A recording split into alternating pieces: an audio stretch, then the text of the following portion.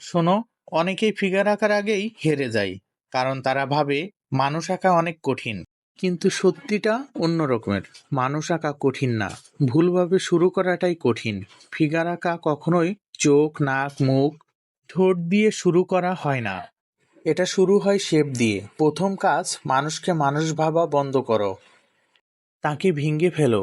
Goal line, box, সিলিন্ডারে মাথা একটা গোল, শরীর একটা লম্বা বক্স বা ডিম্বাকৃতির বৃত্ত, হাত পা সোজা লাইন। এইভাবে 50টি ফিগার আঁকো। একটাও সুন্দর না হলে সমস্যা নেই, কারণ তুমি শিখছো গঠন, সৌন্দর্য নয়। দ্বিতীয় ধাপে প্রপারেশন বোঝা। একটা ফিগার সাধারণত 7 থেকে 8 মাথার সমান লম্বা হয়। এটা না বুঝলে যতই ডিটেল দাও, মানুষটা মানুষ লাগবে না। তৃতীয় ধাপে পোজ ধরো, স্থির না চলমান, হাঁটা, দৌড়ানো, বসা। লাইভ থাকতে হবে তোমার আঁকায়। মনে রেখো, ডেড ফিগার কেউ দেখতে চায় না। চতুর্থ ধাপ, ডেইলি প্র্যাকটিস। একদিন আঁকলেন, 3 দিন বন্ধ। এভাবে কখনো আর্টিস্ট হওয়া যায় না। প্রতিদিন 20 মিনিট, কিন্তু টানা 20 থেকে 40 দিন আঁকো। নিজেই নিজের পরিবর্তন দেখে অবাক হয়ে যাবে। আর একটা কথা বলি, রেফারেন্স ছবি দেখে আঁকতে লজ্জা পেও না। অনেকেই লজ্জা পায়, এটা কিন্তু ঠিক না। দুনিয়ার বড় বড় আর্টিস্টরা আজও রেফারেন্স দেখে।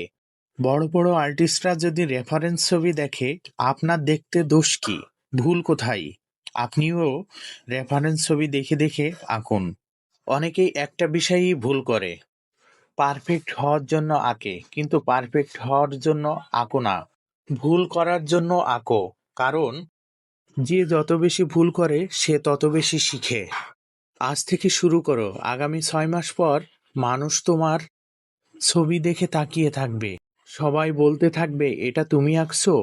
আর তুমি মনে মনে বলবে, হ্যাঁ, আমি থামিনি বলেই আমি পারছি আজ। তাই আজ একদিন ড্রয়িং করে কাল থেমে যেও না, আবার পরশু শুরু করো না। একবারে প্রতিদিনই শুরু করো, একটু একটু করে।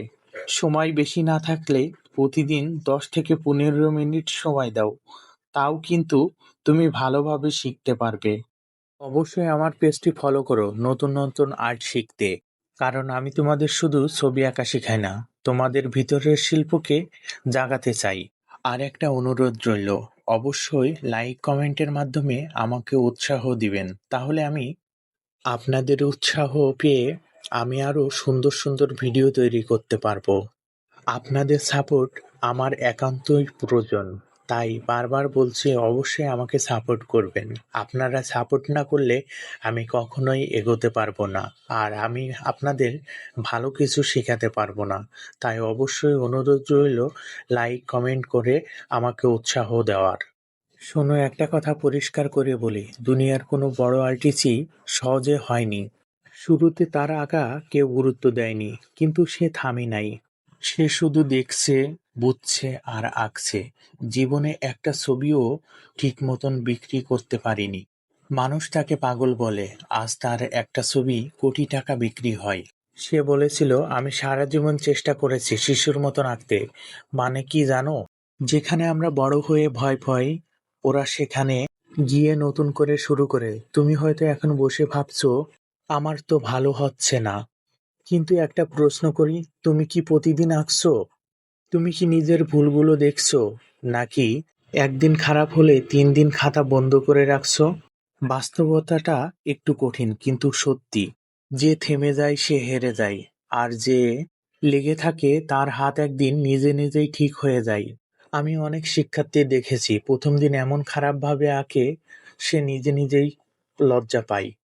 কিন্তু 30 দিন পর সে নিজেই নিজের ছবি দেখে চুপ হয়ে যায়। কারণ সে বুঝতে পারে, আমি পারছি। এই পারছি অনুভবটাই তোমার জীবনের সবথেকে বড় জেতা। শেষে একটা কথা মনে রেখো, তুমি অন্য কারোর মতন আঁকতে আসোনি। তুমি নিজের মতন একটা পৃথিবী তৈরি করতে এসেছো। তাই ধীরে আঁকো, ভুল করে এঁকো, কিন্তু থেমো না। একদিন তুমি যখন পিছে তাকাবে, দেখবে এই ছোট্ট ছোট্ট লাইনগুলোই তোমাকে বড় শিল্পী বানিয়েছে। তাই তুমি থেমো না, তুমি সামনের দিকে চলতে থাকো। যারা শেষ পর্যন্ত ভিডিওটি দেখছেন তারা অবশ্যই কমেন্ট বক্সে লিখবেন, হ্যাঁ আমি থামবো না। আল্টিস হোমের পক্ষ থেকে আপনাদের সবাইকে অসংখ্য ধন্যবাদ। ভালো থাকুন, সুস্থ থাকুন।